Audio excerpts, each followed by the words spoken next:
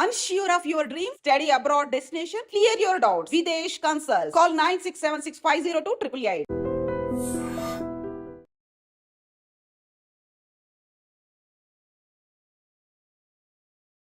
అమెరికాలో కాల్పులు ఇట్లాంటి వార్త చూడగానే నిజంగా భయమేస్తుంది. బికాస్ అమెరికాలో మన వాళ్ళు చాలా మంది ఉన్నారు. అండ్ ఇంకోటి ఏంటంటే ఈ మధ్య కాలంలో అమెరికాకి సంబంధించిన వార్తలలో మన తెలుగు రాష్ట్రాల వాళ్ళు కావచ్చు, లేదంటే ఇండియాకి సంబంధించిన వ్యక్తులు వెరీ ఫ్రీక్వెంట్ గా చనిపోతున్నారు. ఏదో ఒక సందర్భంలో, అంటే వాళ్ళు సూసైడ్ చేసుకోవడం అనుకోండి, లేదంటే అనుమానాస్పదంగా చనిపోవడం అనుకోండి, ఇట్లా కాల్పులలో చనిపోవడం అనుకోండి, లేదంటే యాక్సిడెంట్ జరిగి చనిపోవడం అనుకోండి, ఇట్లా ఏ వార్త వచ్చినా సరే అయ్యో అని అనుకోవాల్సిందే తప్పించి ఇంకా ఏం చేయడానికి కూడా ఏమీ ఉండట్లేదు. అట్లనే ఇప్పుడు సౌత్ కరోలినా దగ్గర ఏదంటే లిటిల్ రివర్ ప్రాంగణంలో ఒక్కసారిగా దుండగుడు కాల్పులకు తెగబడిండు. ఎవరుంటే వాళ్ళు, ఎవరు కనిపిస్తే వాళ్ళ మీద కాల్పులు చేయడం స్టార్ట్ చేసినటువంటి పరిస్థితి. ఒకేసారి అసలు అనుకోనటువంటి సంఘటన అన్నమాట. ఇప్పుడు అది రివర్ అంటే అంటే ఒక బీచ్ లాగా ఉంటది కాబట్టి అక్కడ ఎంజాయ్ చేయడానికని చాలా మంది వెళ్తూ ఉంటారు.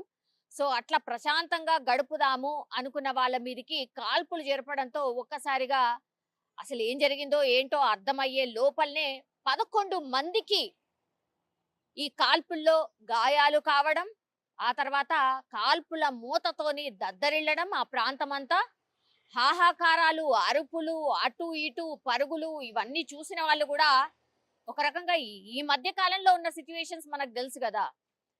ఈ ఉగ్రవాదులని, కాల్పులని, ఇట్లాంటి సంఘటనలు కూడా జరుగుతున్నాయి. ఇంకోటి ఏంటంటే అమెరికాలో మనకు తెలుసు కదా, గన్ కల్చర్ కూడా చాలా ఎక్కువగా ఉంటుంది. అమాయకులైనటువంటి వాళ్ళని కూడా కాల్చినటువంటి సందర్భాలు ఉన్నాయి. మన వాళ్ళు చాలా మంది ప్రాణాలు కోల్పోయిన సందర్భాలు కూడా చాలానే ఉన్నాయి. సో ఇట్లాంటి పరిస్థితుల్లో ఒక్కసారిగా ఈ కాల్పులు జరిగేసరికి ఎన్నో అనుమానాలు, అసలు ఎందుకు జరుపుతున్నారు ఏందో తెలియనటువంటి పరిస్థితి.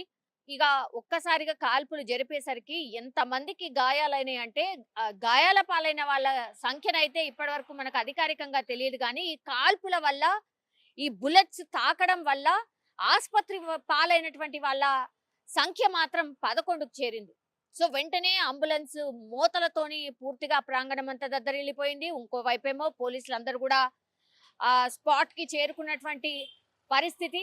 అయితే ఈ దుండగుడు అసలు ఎందుకు కాల్పులు జరిపాడు ఏంటి అనేది తెలుసుకునే ప్రయత్నం అయితే పోలీసులు ఒకవైపు చేస్తూ ఉంటే, ఇంకోవైపు ఏమో క్షతగాత్రులను పూర్తిగా దగ్గరలో ఉన్నటువంటి హాస్పిటల్ కి తరలించి వాళ్ళని ట్రీట్మెంట్ చేసే ప్రయత్నం చేయడం, అలాగే అత్యంత దగ్గరగా కాల్పులు ఎవరైతే కాల్పుల వల్ల దెబ్బతిన్నారో వాళ్ళని అంటే క్రిటికల్ కండిషన్ లో ఉన్న వాళ్ళని హుటాహుటిన హాస్పిటల్ కి తరలించి వాళ్లకు ట్రీట్మెంట్ ఇవ్వడం, ఇవంతా కూడా ఇంకోవైపు జరిగినటువంటి సిచ్యువేషన్. అయితే ఇప్పుడు ఈ ప్రాంగణం ఎక్కడైతే ఉందో, ఈ రివర్ ఎక్కడైతే ఉందో అక్కడ పూర్తిగా పోలీసులు ఆ జాగనంతా కూడా స్వాధీనం చేసుకున్న పరిస్థితి, క్లూస్ ని సేకరిస్తున్న పరిస్థితి. అట్లాగే ఈ సంఘటనని చూసినటువంటి వాళ్ళు, క్షతగాత్రులు అయినటువంటి వాళ్ళ దగ్గర నుంచి కూడా పూర్తి ఇన్ఫర్మేషన్ తీసుకుంటున్నారు. ఆ దుండగుడు ఎవరు ఏంటి అనేది కూడా పూర్తిగా ఆరా తీస్తున్నటువంటి పరిస్థితి కనిపిస్తోంది.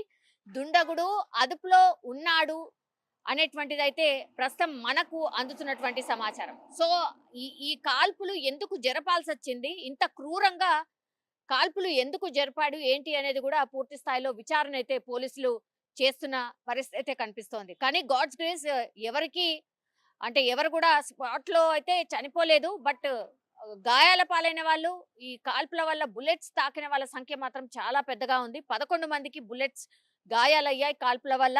మిగతా వాళ్ళు కూడా చిన్న చిన్న గాయాలతో చాలా మంది ఉన్నారు. వాళ్ళని కూడా హాస్పిటల్ కి తరలించి ట్రీట్మెంట్ అయితే చేస్తున్నటువంటి పరిస్థితి. ఇట్లాంటి వార్త విన్న వెంటనే మాత్రం అందరికీ భయం వేస్తుంది. అసలు ఏంది గన్ కల్చర్ ఏంది, అసలు ఎన్నిసార్లు ఎంతమంది ప్రాణాలు పోంగా చూసాం. ఇట్లా సైకోలు కొంతమంది ఎందుకు ఇట్లా గన్ లైసెన్స్ తీసుకొని మనుషులని కాల్చడానికి తెగబడుతున్నారు అనేది కూడా పెద్ద ఎత్తున ఒక చర్చ అయితే నడుస్తున్న సిచ్యువేషన్ అయితే కనిపిస్తోంది.